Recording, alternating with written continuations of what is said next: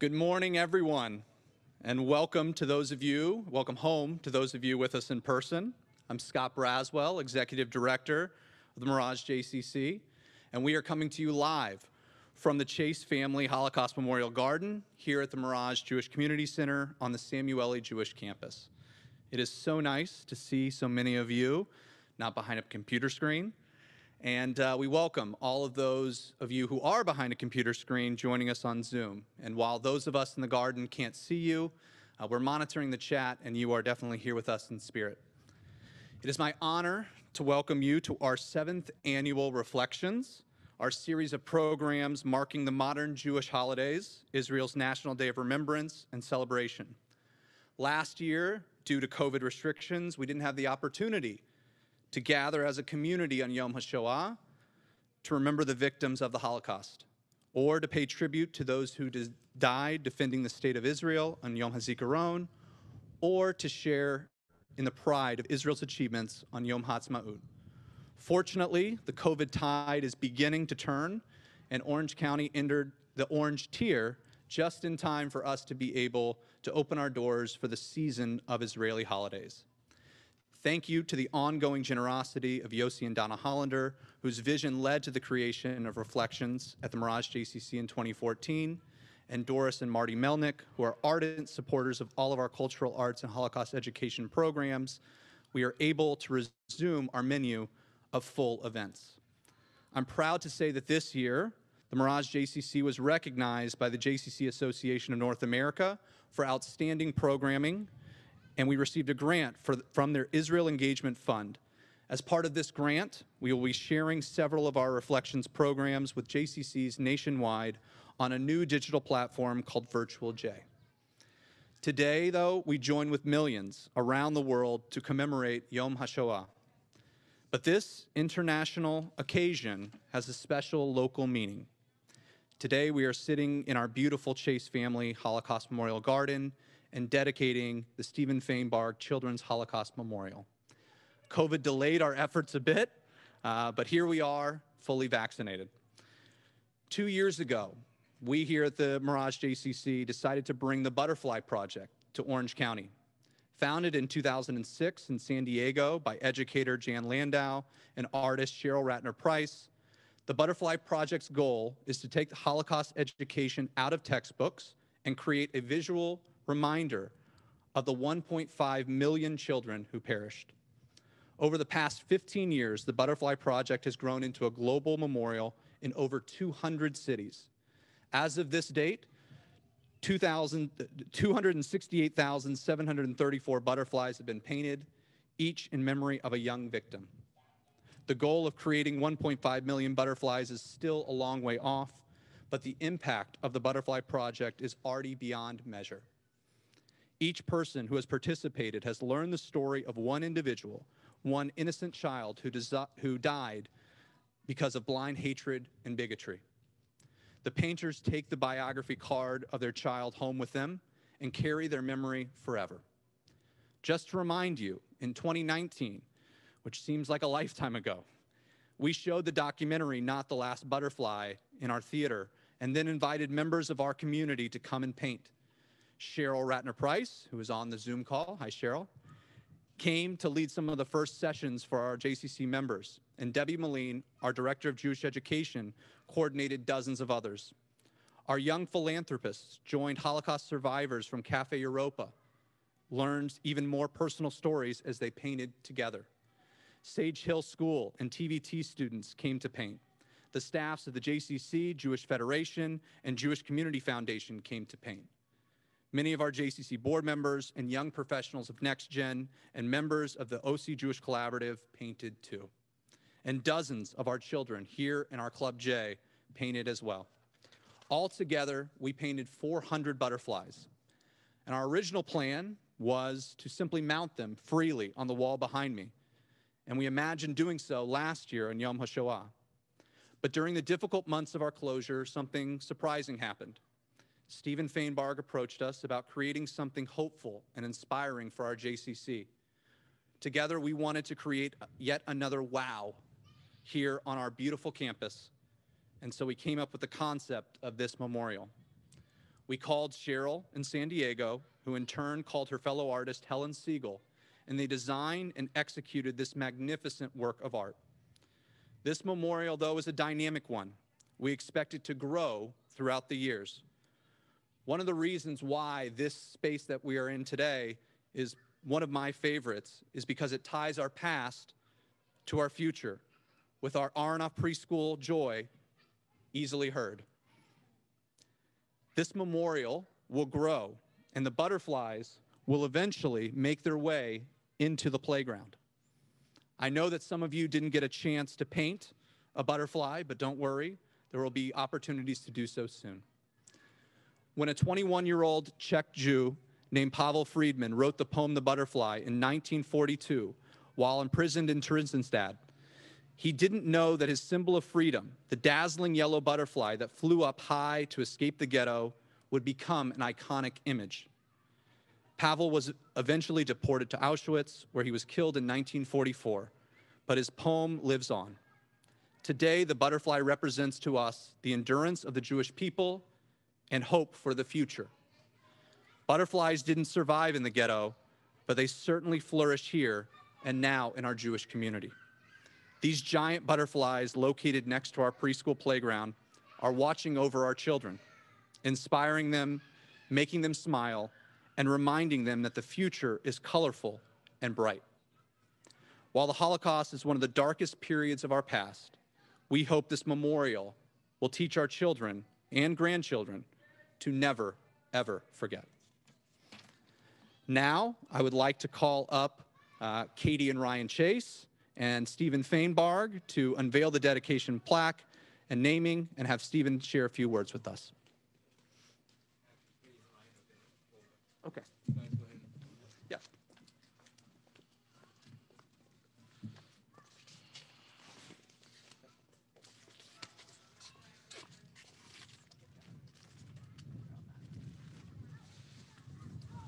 Hi, everybody. Thank you for coming today.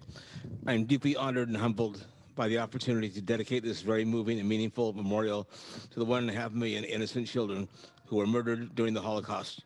As Orange County's contributions to the Worldwide Butterfly Project, an effort to have a ceramic butterfly created in memory of each of our precious young souls we lost, this beautiful mosaic will stand as our community's way of telling those dear children that they have not been forgotten.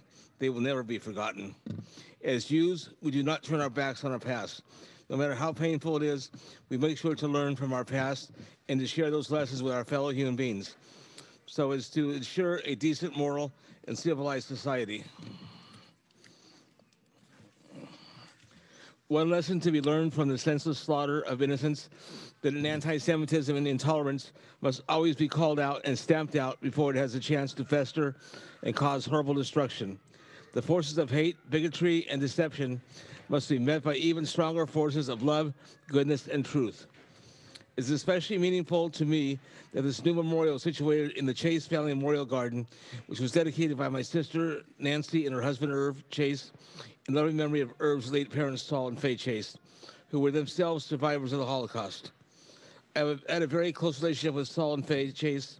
In fact, it was their stories that sparked me my interest in the dark period of our history, and inspired me to do everything I can to help ensure that nothing like this ever happens again.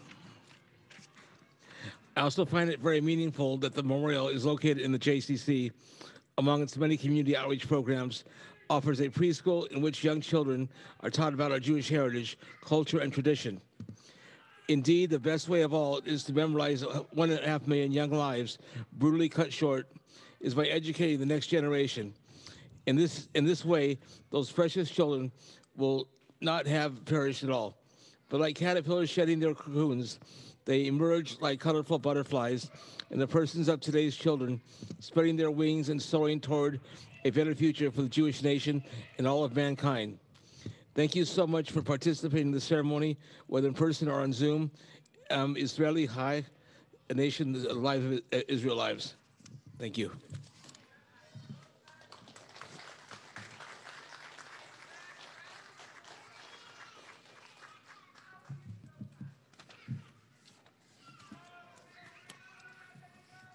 Thank you, Stephen, for your words and your generosity. Now I'd like to call Debbie Moline, our director for the Center for Jewish Life, to lead our Yom HaShoah ceremony this morning. Debbie?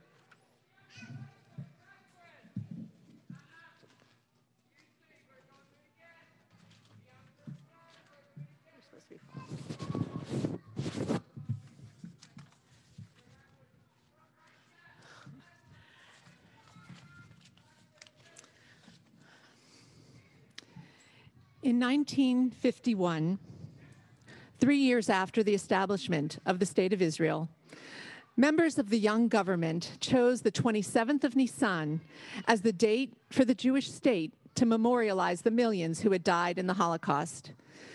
It was important to the new leaders of the sovereign state to choose a date that symbolized self-defense and resistance.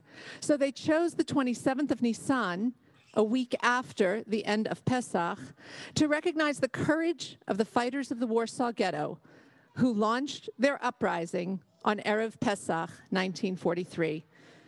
The choice of date was actually debated for years, and it wasn't until 1959 that this Memorial Day was finally signed into law and declared as Yom HaZikaron LeShoah VeLeGvura, Day of Remembrance for the martyrs and heroes of the Holocaust.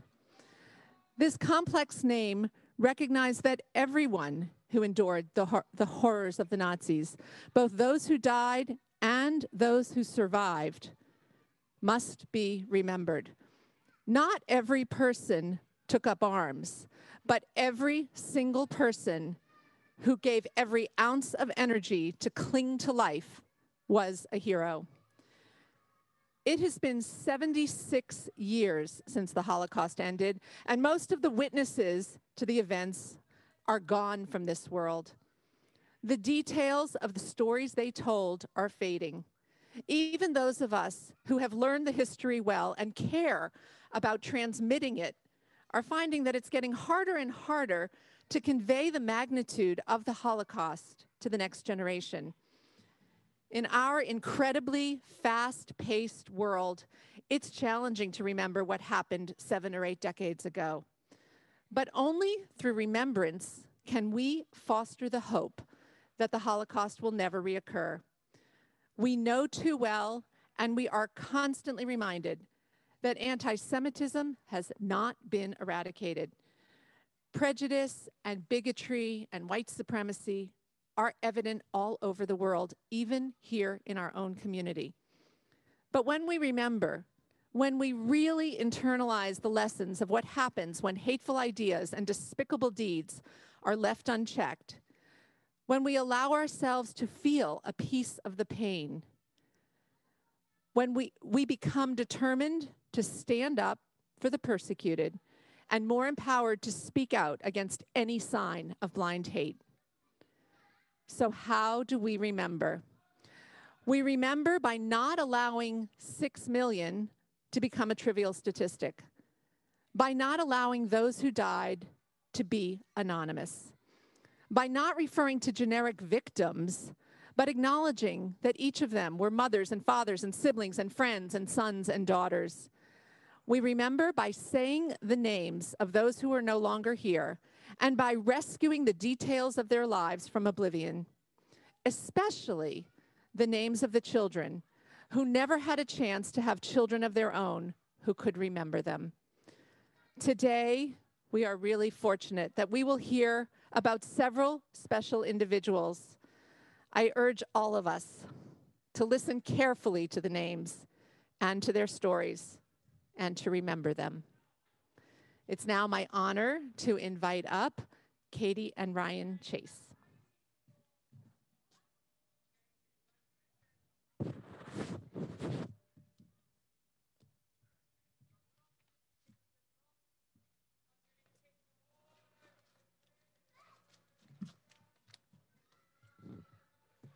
We wanted to start by thanking our uncle, Stephen Feinberg, for making this happen.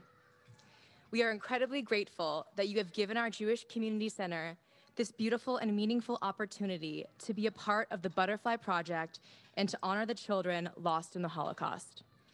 We know that it will inspire, educate, and empower generations to come. Thank you. I'm Katie Chase. This is my brother, Ryan Chase, and we are members of the third generation. Our grandparents, Faye and Saul Chase of blessed memory, were Holocaust survivors. The Holocaust, our grandparents' survival, and the values they taught us over the years are some of the most influential pieces of our lives and our identities. We feel honored to be able to share part of our family's story with you all today. Our grandparents, Saul and Faye, were from Lodz, Poland, and were 13 and 11 respectively when the war broke out. Saul ran away from the Lodz ghetto, fought in the underground, was hidden by righteous Gentiles, and then was captured and sent to Buchenwald. He was liberated in April 1945 by American troops. His siblings Mordechai, 9, Itzik, 10, and Sarah, 12, were all murdered either in Sobibor, Treblinka, or Cherno. Our grandfather Saul and his half-brother Moses were the only survivors. Our grandmother Faye, 3 of her siblings, and her mother Hava survived the Lodz ghetto until it was liquidated on August 6, 1944, Faye's birthday, and they were sent to Auschwitz. It was there that Faye's brother Mordechai, 19, Faye's sister Zina, 13, and Faye's mother Hava were murdered. Faye and her sister Rikla, who was 17 when the war began, survived selection, and together they were sent to work as slave laborers. Faye and Riesla worked at Auschwitz-Birkenau for 6 weeks and were then transported to a labor camp on a farm. Only 125 out of the 700 women at the camp survived. The few survivors were forced to march to another slave labor camp. It was during this march that Faye's sister Riesla looked at Faye and told her that she could not go on and to tell her mother, "I'm sorry." Riesla stopped marching and was immediately shot and killed by an SS guard right in front of Faye. Riesla died in our grandmother Faye's arms at the age of 22. Faye was 16. And it was just 1 month before the war ended. Our grandparents, Faye and Saul, lost over 300 family members and relatives in the Holocaust, many of whom were children, including Faye's sister, Riesla. I was fortunate enough to be able to paint one of the butterflies that you see on the wall behind me. I'm not an artist in the slightest, but I painted the butterfly with love and with purpose. I painted it for my grandmother's sister, Riesla. Thank you again to Stephen, the JCC, and everyone that brought this meaningful butterfly project to our community. We are forever grateful to you for beautifully honoring Mordechai, Itzik, Sarah, Zina, Mordechai, Wolf, Riesla, and all of the children that were killed in the Holocaust. We will never forget.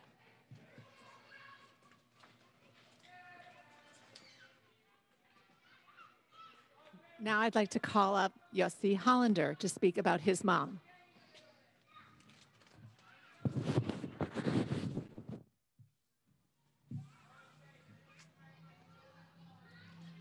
Good morning. First, I'd like to thank Stephen for this wonderful project behind me. This will be in front of our eyes for generations to come. My mother's name is Genia Hollander. She was born in 1931. Last night, at the age of 90, she spoke at what's called Zikaron Basalon. It's a program in Israel translated into memory in your living room, where dozens of people are coming to somebody's house and a Holocaust survivor tells them their story. There's thousands of those salons meetings every Holocaust day. So this was kind of special, and she aced it. We were really afraid how she's going to do it. She's sharp, completely sharp, not physically, but mentally. So when the war broke, it was actually 39. She was 8 years old. The Russian came. She was on the Russian side. So she hadn't seen any Germans until 1941 when the Germans invaded Poland. And then they were liberated in 1944. She lived in a small shtetl in Ukraine. Together with the surrounding villages, there were 8,500 Jews. 143 survived. you ask me why, you always ask her why she survived, etc. Nobody can explain as usual, but I think it is survival of the fittest, but you needed a lot of luck. And people talk about what it takes to survive. I want to give you a few examples from her story from part of the time. So part of the time, about a year and a half, they were hiding in an attic. And, but they could have easily been exposed. First of all, a lot of food had to be bought. So when the couple that was hiding there started buying a lot of food, people started asking questions. So they needed to divide it between three, four families that will buy a little bit more extra food so nobody will feel. But of course, those families knew. There was those Goy family, and they didn't tell anybody. Then one day, the postman came in and saw her cooking a lot. No, she was they were an elderly couple with no children. So he asked her, well, why are you cooking? She gave her a story, but of course he knew, and he said, don't worry, I won't tell. He still didn't know who it was. My grandfather was the officer in the Polish army and the local vet. So he was a quite known person in the community. One day the Germans came and looked for Jews, of course, and they came with the local Ukrainian brown shirts or whatever, I don't remember how they were called. So the officer didn't want to go to the second floor, to the attic, so he sent the Ukrainian to go to the attic. My grandfather came out from behind the hay that they were hiding and stood. So the Ukrainian, who my grandfather saved his horse on, looked at him, saw him, came down and said, nobody's there. Okay, that's how close those things are. And the worst was with the priest. So they were very religious Catholic, and she didn't know if she was doing the right thing, so she decided to confess to the local priest, who was a known anti-Semite who sent many Jews to the Germans, exposed their location, etc. So she later told them, she went to the priest and says, Father, I want to know if I'm doing the right thing. And he told her, what is it? He says, I'm hiding Jews. So he said, who are you hiding? She says, I'm hiding Dr. Brief. She says, oh, Dr. Brief is a good Jew. You are doing the Lord's work, Jesus will reward you in heaven. So you ask yourself, if he liked Dr. Brief? No, he needed a vet. A vet was more important than a regular doctor those days, okay, for the survival of the community. So as you can see, this is the survival is very, very fragile. And to show you how fragile it is, so they passed the entire war until Liberation Day. On Liberation Day, they came, that was those of them who survived, about 40 members were killed. But my mother, my grandmother, my great-grandmother, and my grandfather came down the stairs from the attic. As they came down, because they thought everything was over, a Russian soldier came in. My grandfather was wearing something like an army clothes, maybe from his Polish service, and he thought he was a German, so he shot him on Liberation Day by a Russian. So you need a lot of luck, but you need a lot of resourcefulness, and those who didn't have it did not survive. Also, you needed luck, and you needed a cooperation of not just the people who hid you. There was a whole network behind them that didn't tell a story. So I think I will end this with a completely different direction, because lately people have been doubting the existence of Israel and its relation to the Holocaust. I want to say something about that. Israel does not exist because of the Holocaust. The Holocaust happened because Israel did not exist. Thank you.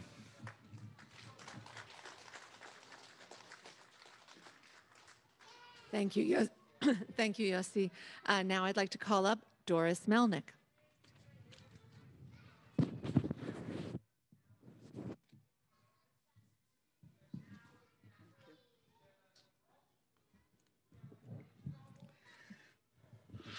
Lottie Goldschmidt Magnus, my paternal aunt, was born in 1920 in Frankfurt, Germany.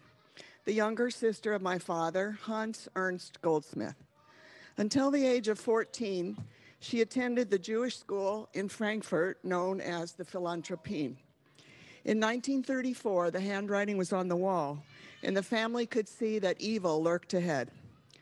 Through the funding of German banker Felix Warburg, she was able to secure passage to America, along with 13 other Jewish youngsters, ages 6 to 14. My grandmother, Lily Rothschild Goldschmidt, who later survived Theresienstadt, took her 14-year-old daughter to Hamburg, where she boarded a ship named the New York and arrived in New York on December 7th, 1934. My aunt always said that date had a very special and memorable meaning to her before Pearl Harbor, long before Pearl Harbor. Upon arriving in America, she was placed with a sponsoring family, the Klupfers, in Philadelphia. After graduating high school in 1938, Lottie found another sponsor in Greeley, Colorado, with a professor at Colorado State College. This same Christian couple also sponsored my parents' immigration to America in 1940, which is really the reason I'm standing here today. Lottie graduated 4 years later from college with a degree in home economics. It became known that dietitians were needed in the Army, and my resourceful aunt found a program where she could take her training on a military post with the understanding that she would accept a commission in the medical corps to become a hospital dietitian. After various assignments with the Army, Lottie was reassigned to Walter Reed Hospital in Washington, D.C.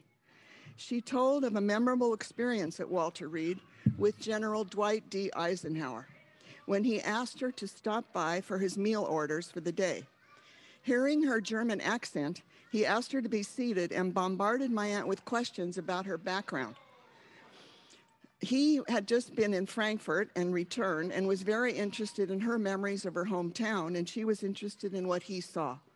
The general ended by asking her why she was in the service, and she proudly explained that being so grateful to be in America, she felt the least she could do was enlist.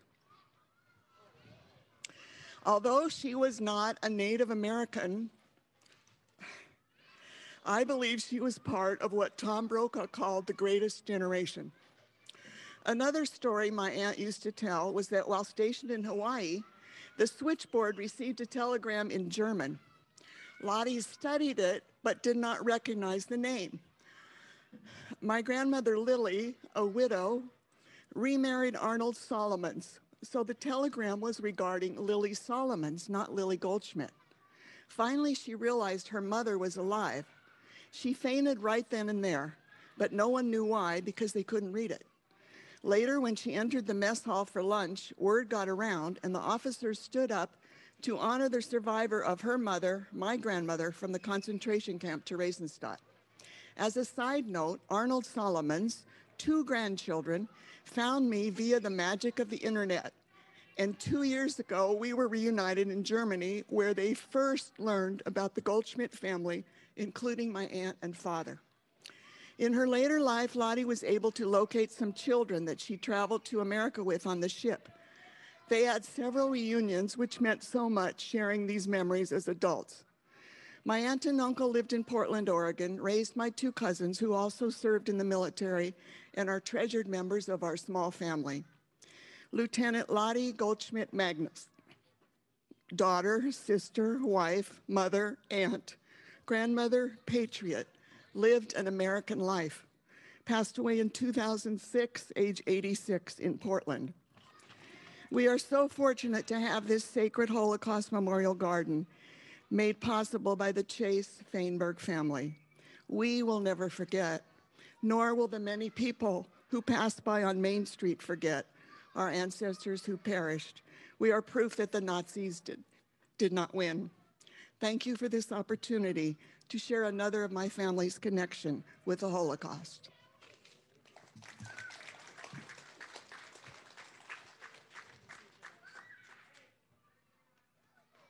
Thank you, Doris. It's now my pleasure to invite up Michael Palmer.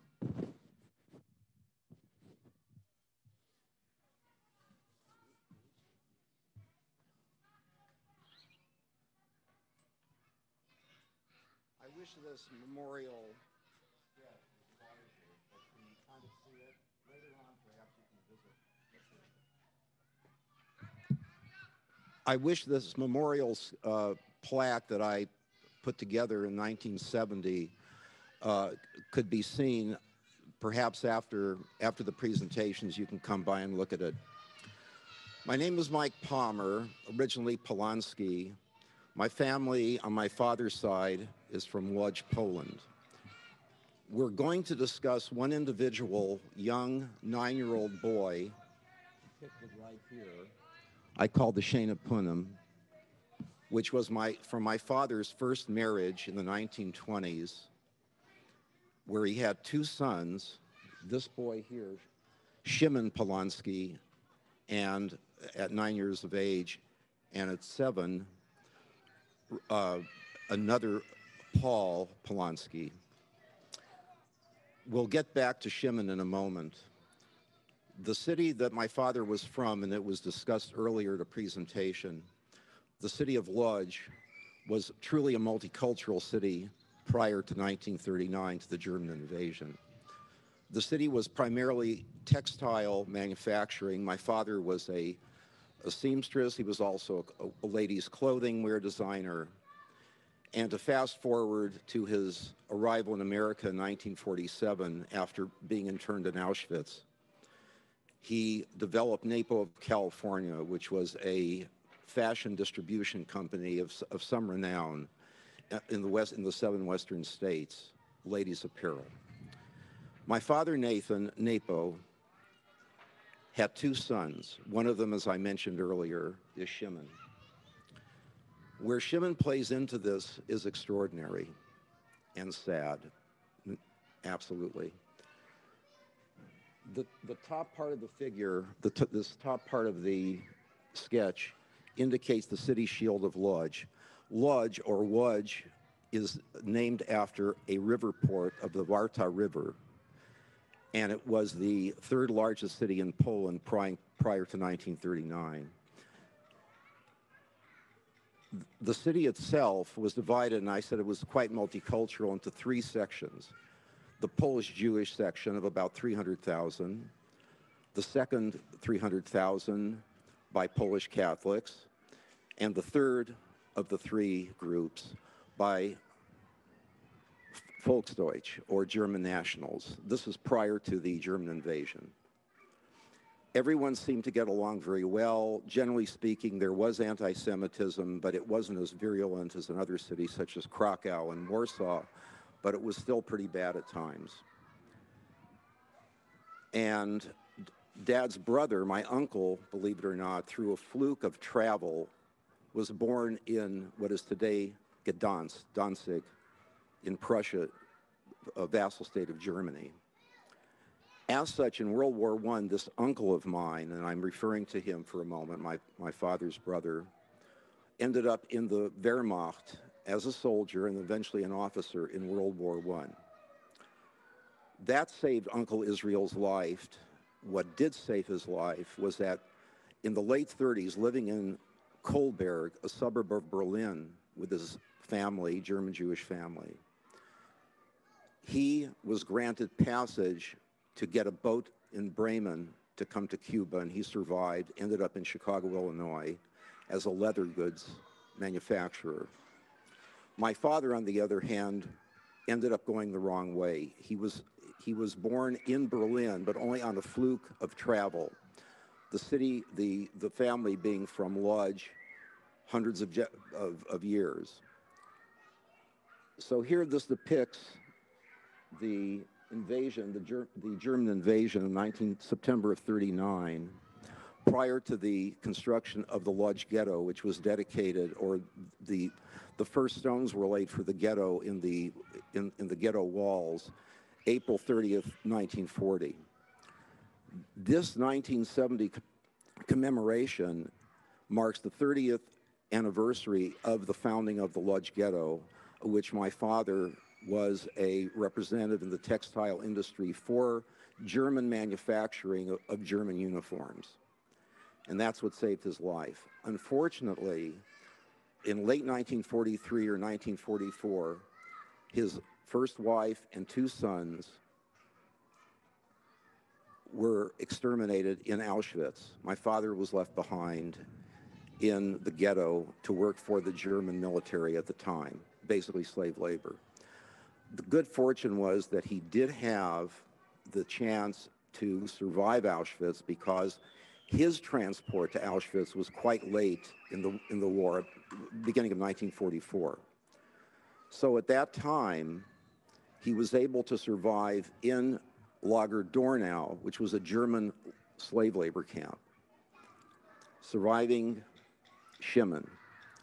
He knows that Shimon, his other brother, and his first wife went on the transport from the Lodz ghetto to Auschwitz, and they were murdered there.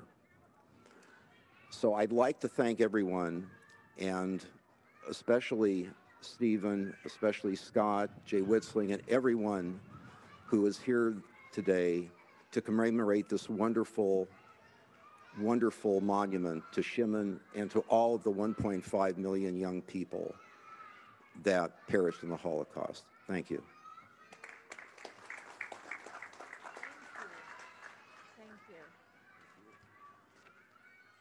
Thank you, Mike. I'd now like to call up Jay and Sheila. You're welcome to come up together. Jay and Sheila Witzling.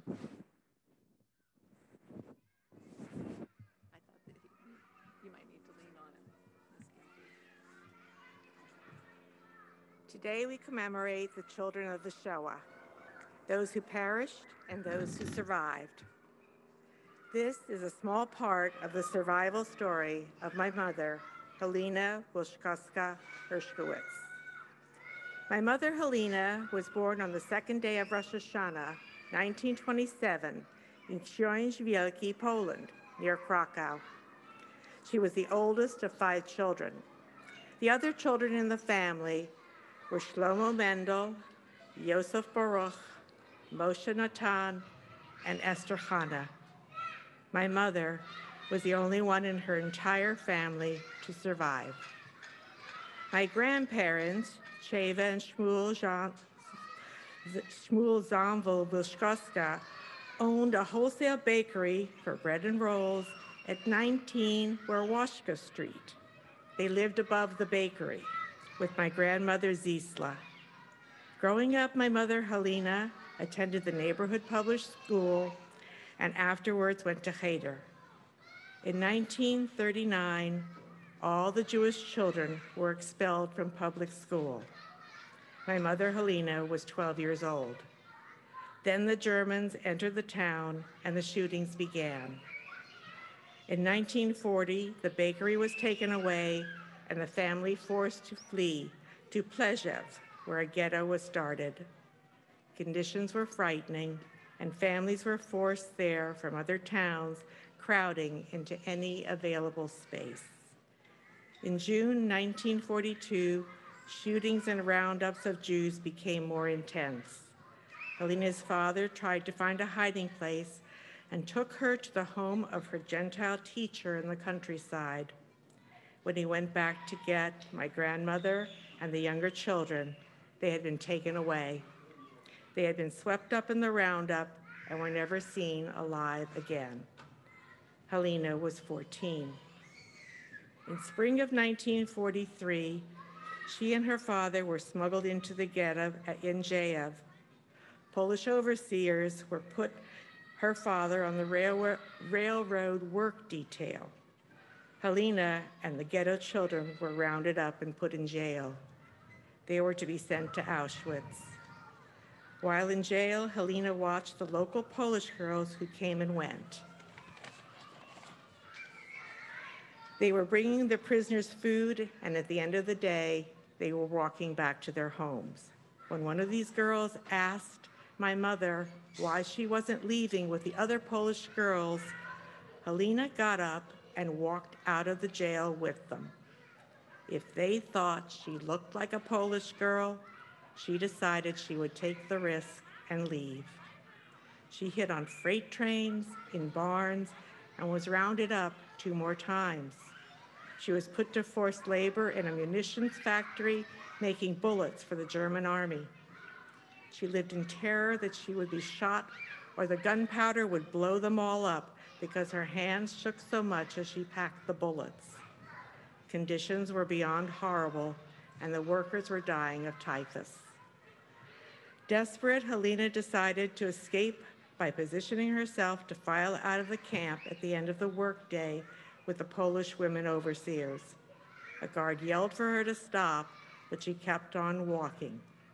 Keine Breire, no choice, and he let her go.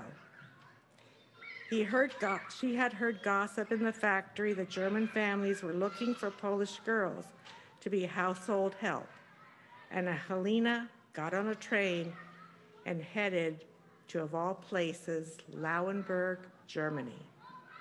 She bluffed her way through the bureaucracy because she knew enough German through school, and she got a work permit using the name of a childhood family friend, Maria Pawlowska. She was sent to work as a maid for a German family and worked there for over a year. Until 1945, on March 15, when the town was liberated by the Russians. She had nowhere else to go, so she boarded a train and headed back to her home in Książwielki. She had hoped that there was someone else alive. She was 17 years old. As soon as she arrived, a neighbor spotted her and warned her not to go into her house. A Polish family was already living there. The neighbor warned her her life was in danger and she should leave immediately. She walked to the next town, Sosnowiec, and as luck would have it, she met another Jewish family friend who had also survived, and the older woman took my mother under her wing. Together with other survivors, they made their way to the American Zone and the Fahrenwald Displaced Persons Camp, where I was born. And after that, we came to America and to freedom. This memorial, this dedication, would have made her very happy because she always, always wanted the stories of her family to be remembered.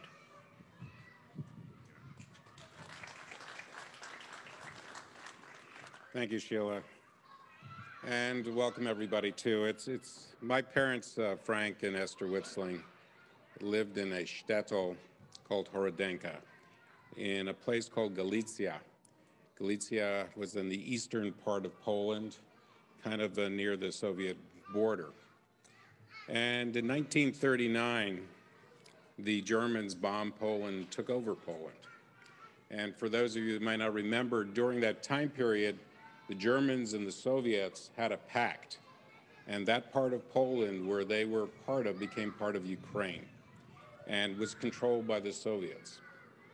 My dad had a large sugar beet farm that he ran for many, many years.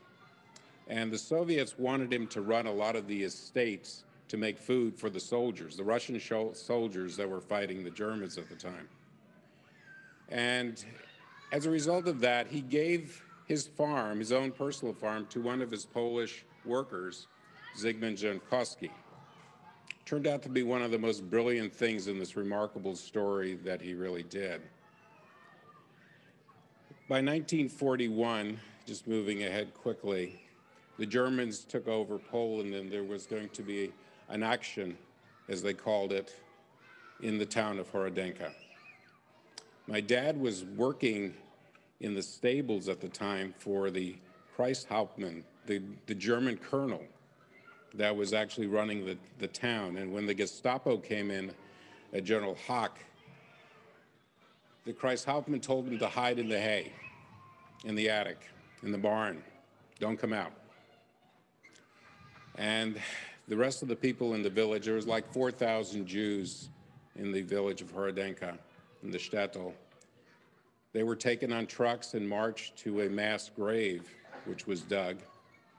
They were all lined up, women, children, men, grandparents, and they were all shot and thrown into this grave.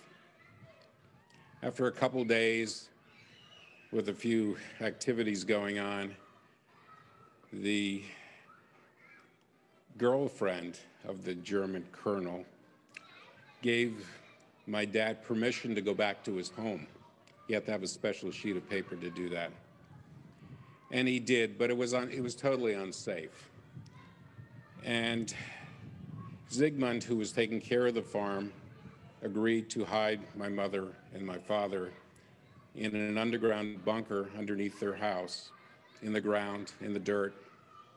And they were there for 18 months. We've been quarantined for over a year. Can you imagine sitting in a bunker for 18 months, probed by Germans and other things?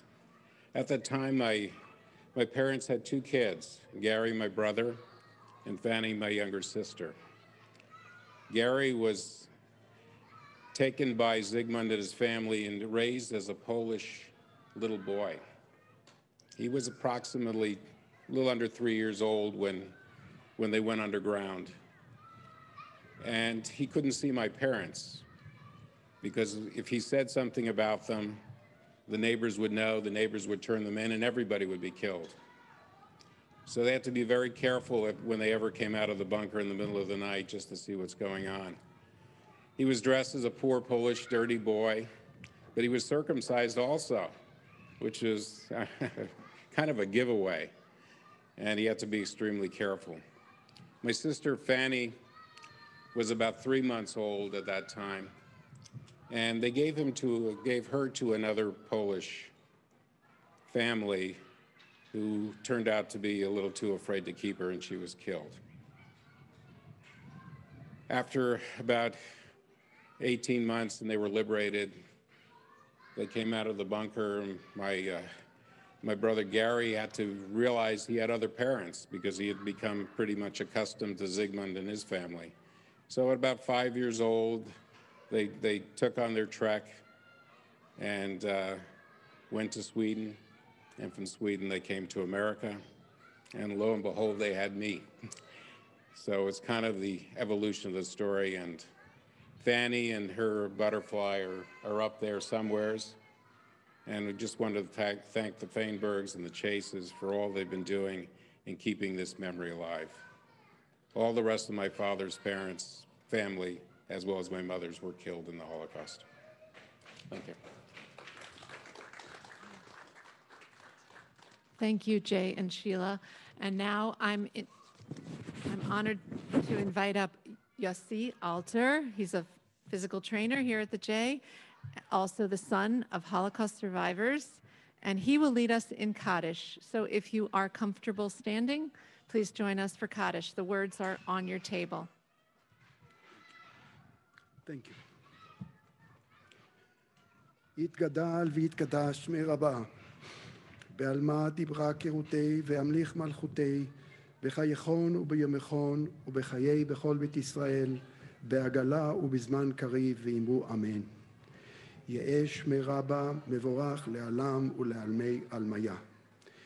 יתברך וישתבח ויתפאר, ויתרומם ויתנשא, ויתהדר ויתהלל, ויתהלל שמי קדושה בריחו.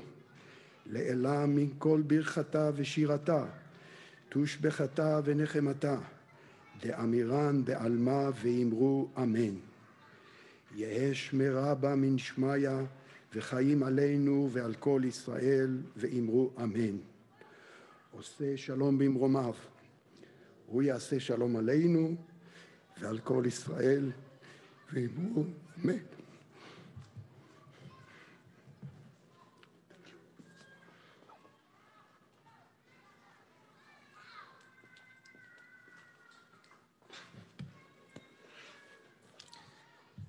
Thank you, Yossi, and everyone for sharing their stories. Now, to conclude our ceremony and the dedication, I'd like to invite up Hal Altman, Chairman of our Mirage JCC Board of Directors. Hal?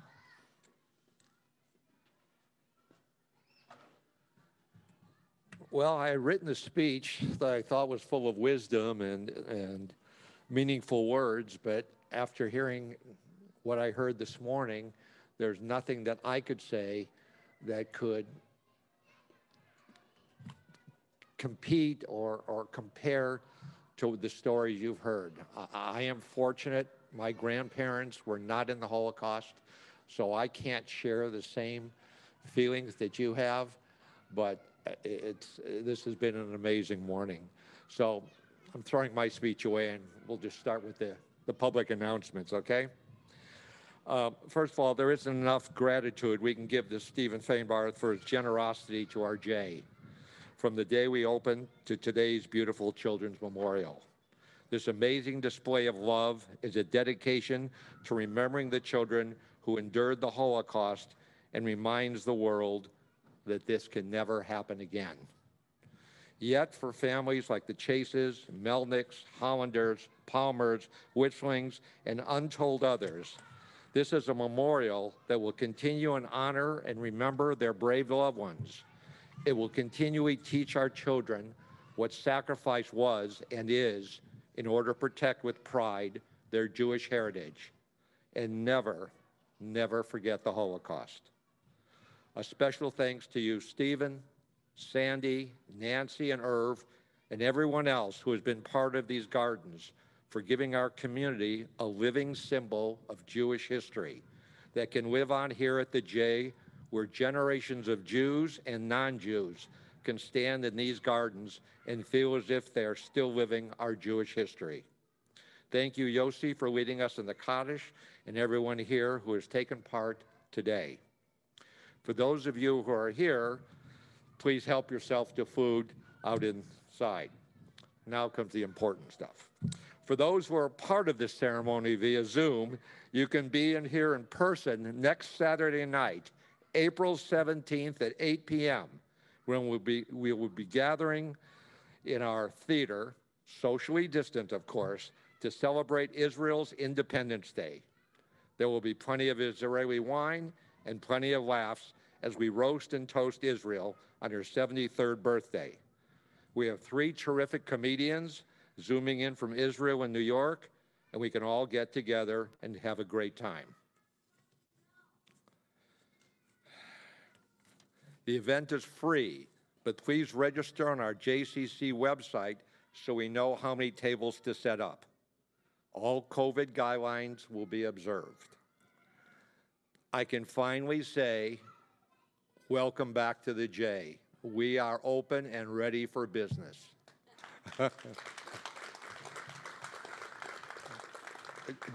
Just in closing, again, I cannot tell you how moved and what it meant to hear these stories today, that it only reinforces everything that our J stands for and what the Jewish religion stands for. So thank you very much, everybody who participated today.